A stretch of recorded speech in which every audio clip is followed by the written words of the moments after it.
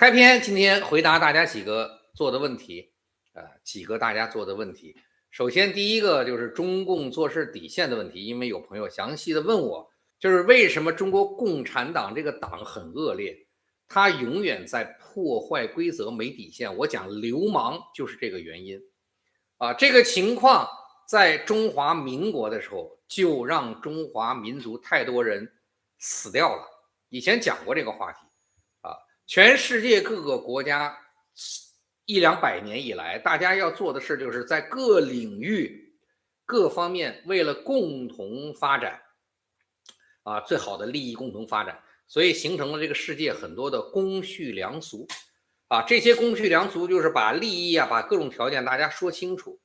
解决问题，包括在遇见摩擦冲突战争时候的各种规则，然后在这个程序上尽可能向好方面共同发展，形成了很多的这种公序良俗的规则。但是中国共产党呢，是一直利用自己的流氓習慣破壞所有的公序良俗，無底線的損害他損害的不光是自己國家別的國家的利益，而是整個人類的利益。老習慣擺事實講道理，既然問到了話題，用事實說話人類呢，比如說在戰爭這個邏輯中，為了讓戰爭中少死人，1907年海牙和平會議通過了13項公約和宣言，包括和平解決國際爭端公約、陸戰法規和慣例公約等感興趣的去互聯網查，不多念了。全世界幾乎所有有分量的國家當時都參與了這些公約的制定，包括當時的滿清政府和北洋政府都參與了。這是國際上第一次制定的涉及到全面戰爭的時候各種相關部門相關規則的公約。國際法庭呢認定這個公約簽訂以後，海牙公約簽訂以後，對所有的非締約國，就是沒有參與簽署的國家也同樣有相關的適用效率海牙公約就是後來1949年日內瓦公約和1977年附加議定書的來源基礎。那海牙公約制定出來呢，是為了什麼？就是我講了人類社會發展遇見各種事情，國家之間就會讓打仗的時候，在這件事情的時候大家都能按照一種約定辦，這樣不會讓這個戰爭造成人類自我的滅亡，按照規則。那走到現在的，我們知道世界上打過2次世界性大戰，都是在海牙公約簽署之後，1次世界大戰和2次世界大戰。但我不知道朋友知不知道這2次世界大戰有一個特別鮮明的區別，特別大的區別。這個區別就是這2次戰爭中平民死亡的數量和比例與軍人死亡的數量比例是完全不一樣的。根據現在國際公開的數據，1次大戰時候軍人在1次大戰死亡的人數是1000萬左右，那直接和間接死於1次大戰的平民是600萬左右打第1次世界大戰平民死亡的人數是軍人死亡人數的60%，所以呢軍人多平民少，這是符合海牙公約約定的，也就是人類在遵守戰爭的時候大家習慣感知到的結果。2次世界大戰變了，軍人死亡的人數2300萬左右，而平民的死亡人數達到了5200萬左右，平民死亡的數量超過了軍人死亡數量的1倍多這是一個比較奇怪的場景。打仗應該都死軍人，為什麼這麼多平民死海牙公約約定的呀，你不是軍人就不應該打你打仗是軍人的事情，跟老百姓沒關係，所以平民應該都是誤傷的但是2次大戰怎麼會出現這種奇怪的結果咱們說過事出反常必有妖，那怎麼這個結果一看導致平民大規模死亡最重要的原因，就最重要一個什麼？中華民國死的平民太多了。中華民國那2次大戰中我們看到這些國家同盟國美國、英國對立的德國、日本等參戰的這些國家，軍人死亡的數量佔全部死亡人數總數都是70%以上美國最少日本、德國多一些，但是這還跟一戰類似，也就是基本絕大部分死的都是軍人，平民少。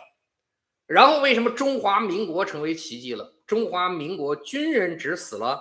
350萬，平民卻死了，這不是死傷啊，死了1600萬人，死了1600萬人。所以軍人的死亡人數，就大家看就知道了啊，占全部死亡人数只有17%左右啊。按照歷史資料這叫二戰奇蹟。中華民國在第二次世界大戰中平民的死亡人數絕對值、相對值都是世界第一。表面上看起來創造這個事情的關鍵就是日本軍隊在侵略中華民國期間對平民制造了大規模的屠殺啊，這也是後來審判的一個很重要的依據。比如說像很多朋友听過的三光政策啊，燒光、殺光、搶光，這確實是屠殺，平民都是屠殺的啊，這是依據。但是再一看歷史很有意思，日本對中共國平民的大屠殺时間，在1937年到1940年最關鍵的這3年開戰以後，除了南京大屠殺這一個事兒，這個死亡人數有爭議，以前講過啊，爭議很大，10倍的差異。除此以外，不管是中華民國的戰爭資料或者日本的戰爭資料，都沒有記載日本軍隊任何對中華民國平民的大規模屠殺行為。也就是從1937年盧溝橋事件開始，日本正式侵略中共國中華民國，到1940年啊，在這個期間啊，中華民國死的平民的人數和比例跟全世界，哪怕包括南京大屠殺在內，跟全世界基本一樣。因為那時候死了上百万、幾百萬的軍人啊，幾十萬的平民，死的是軍人為主。但1940年之後，完全數据變化了，日本一下就變了，以前結果全都不一樣了。日本開始大規模有意識的屠殺平民。變化的原因是什麼？根據日本防衛研究所關於北支那方面軍情研究工作報告明確記載啊，這種情況是伴隨1940年中共的百團大戰開始的所謂全民戰爭後出現的啊。中共在後來很多抗日的電影啊，什麼敵後武工隊啊，什麼地道戰、地雷戰都有同樣的詞，叫什麼？叫讓日本侵略者陷入到人民群眾的海之中。跟我年紀差不多的人應該還記得啊，大家想想，人民群眾手無寸鐵，日本軍隊武裝到牙齒，這是到底他媽讓日本軍隊陷入到人民群眾的汪洋大海之中，還是讓中國人民群眾死人去填坑填滿了？這到底是什麼啊？所以1940年之後怎麼變的？是因為1940年之後中共開展了所謂大規模無死角的游擊戰爭，讓日本軍隊對看不見的中共軍隊產生了明確的恐懼。研究報告原文就是看不見的中共軍隊和明確的恐懼。因為這時候日本軍隊就完全沒辦法分清楚跟他打仗的是軍人還是平民啊，在全世界都沒有這麼神奇的場景，日本軍隊不得不重新對中國軍隊的作戰方式進行深化，並且在情報跟治安方面進行全面的重組。日本學者啊，立原19司的研究報告裡面有百團大戰及其後的游擊戰爭改變了北支那方面軍隊共產黨軍隊的認識，並成為改變治安戰防模式的重要契機，就是大量平民死亡造成的原因。日本防衛研究所的研究報告裡面寫，中共的游擊戰爭把整座村莊都變成戰爭系統，由村民為中共軍隊提供糧食、住宿跟情報，平時的農民作戰時會變成民兵參加戰鬥，交通員、婦救會、兒童團和地方政權承擔偵察、傳輸、運輸跟掩護工作。正規八路軍和地方武裝民兵、普通群眾之間存在快速轉換的層級關係，而對於村民的殺傷，日本軍隊推算又會成為中共軍隊拉攏其他村民抵抗日本軍隊最好的宣傳手段。日本防衛所研究報告還有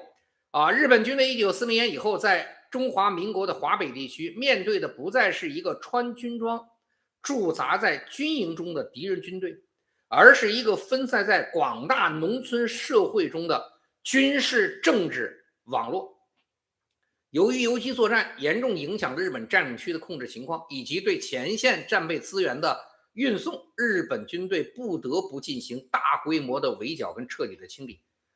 日本防衛研究所研究報告，日本軍队的作戰邏輯1940年後發生了根本性變化。如果不能找出游擊隊，就只能摧毀游擊队的生存社会環境。如果无法確認哪些村民是戰鬥人員，就只能把整個村莊都視為敵方支持體系。如果游擊隊人口和資源可以在村莊中不斷恢復，就制造無人區，毀掉人口、糧食跟住房基礎。這是日本軍隊三光政策的來源。研究報告對這種行為描述為針對疑似游擊根據地的反游擊政策，目的是使這些地區再也不能被游擊力量利用。最終的結果就是大量的中華民國的平民被日本軍隊殺害。三光政策實施的主要區域全部都是中共游擊隊根據地以及其周邊地區。日本防衛所研究資料指出，中共以平民為依托，軍民邊界模糊的敵後戰爭，導致日本軍隊無法通過傳統正規戰爭方式識別跟消滅對手。日本軍隊只能選擇以村莊、人口和生產資料為目的的懲罰與毀滅的反游擊政策，這種政策直接導致大量平民死亡。日本學者吉田光義估算，僅僅三光政策在華北地區直接造成的平民死亡人數就超過了270萬人。日本防衛所的北之治安戰明確把日本對中華民國採取的屠殺政策和中共華北地區的軍事行動百團大戰及其後廣泛的游擊戰爭，以日本軍隊的全面治安肅正，也就是對平民的屠殺，放在一條歷史進程中，按照因果關係進行了邏輯性排序。日本軍隊當時的政策很明確，中共把大量的戰鬥人員完全隱藏在平民群體中，導致軍隊無法識別，只能把整個平民群體作為軍事目標進行處理。國際上很多二戰方面的學者的研究報告也都指出了，中共創造的軍民混同式作戰模式是日本軍隊改變華北戰場以及整個中國戰場作戰結果，把大量村鎮平民人口納入到清剿範圍的主要誘導因素，對中華民國的平民在二戰中死亡比例異常升高具有重要的因果貢獻。這個問題是不是這樣就講清楚了？大家明白了嗎？就是國際社會為什麼要形成一個海牙公約？世界每個國家的首腦都很清楚，如果戰爭邊界無限擴大，軍隊可以隨意屠殺平民，那很多國家，特別是小的國家，打一場仗可能國家都消失了。而且軍人掌握武器对平民的屠殺行為，会讓這些軍人喪失人性，甚至變成禽獸不如的畜生。所以世界上所有国家都希望打仗，即使是国際大戰，也叫有限戰爭，不是超限戰。盡可能在軍隊之間進行規模化進行。一次大戰就這麼打，正規軍隊之中，無辜平民不得不傷的才傷，正常不能打。但是這個公約，海牙公約，被中国共產黨視為什麼？被這個流氓視為弱點。既然戰爭中軍人不能主動傷害平民，那麼中共的軍人偽裝成平民去打日本軍人，那不就占便宜了嗎？我能打你，你要是受約束，那你就不能打我，干被打，我賺了。如果你不受約束，你又沒办法分辨誰是真的平民，誰是我武装的平民。畢竟我武装的人少，大部分是真平民，所以你就會打死大量真的平民。那我也賺了，因為我可以站在道德高度去譴責你。說你違反海牙公約，還可以輕易的幹嘛？動員那些是因為我的武装才被你打死的平民的親人夥伴，說看日本軍隊到處殺人，所以我們都要組織來去打日本人這幫人沒有人性。最終大量無辜平民被牽扯到戰爭中造成死亡，而這些死亡中共根本不在乎。所以大家明白，就是為什麼講這個，就是有人問，就是好多東西你看到本質你就知道了。中国共產党不在乎。中国共產黨咱們看他從建黨到中華民國到建國後，他所有傷害中華人民共和國和中華人民共和國公民的行為，他從來都不在乎。咱们已经講過很多，不重複了。殺多少人，幾千萬，怎麼死的？他為這個國家和人民留下了大量難以彌合的窗口。不管是精神上的、思想意識上的強制不生育社會不信任環保隱患能源危機財富掠奪上、國際關係上等等，不在乎，從來不在乎。只要能讓它形成獨裁統治，他對所有這些對於中華人民共和國國家和中華人民共和國公民人民的傷害根本不管，達到其獨裁的流氓政治目的無底線。咱們以前講的商業上拿稀土商業行為，但拿稀土作為壟斷的這種商業產品威脅全世界，讓華為用自己的產品做間諜去監聽偷盜全世界，用輸出芬太尼潛體毒品這個事兒恐嚇全世界，包括什麼強制巴拿馬運河併購等等Manus 併購等等，霸占國際資產，就是全世界所有正常的公序良俗每個領域商業行為、社會交往、國際信譽等等中共都是這樣超限，就跟這個所謂的游擊戰一樣，犧牲中華民國的平民生命來達成自己的目的，從來不擇手段。好吧，所以這個國家該不該清除這個政黨中國共產黨該不該清除，這是不是整個人類的一個毒瘤，大家自己去想大家自己去想，每個人我們正常人都有腦。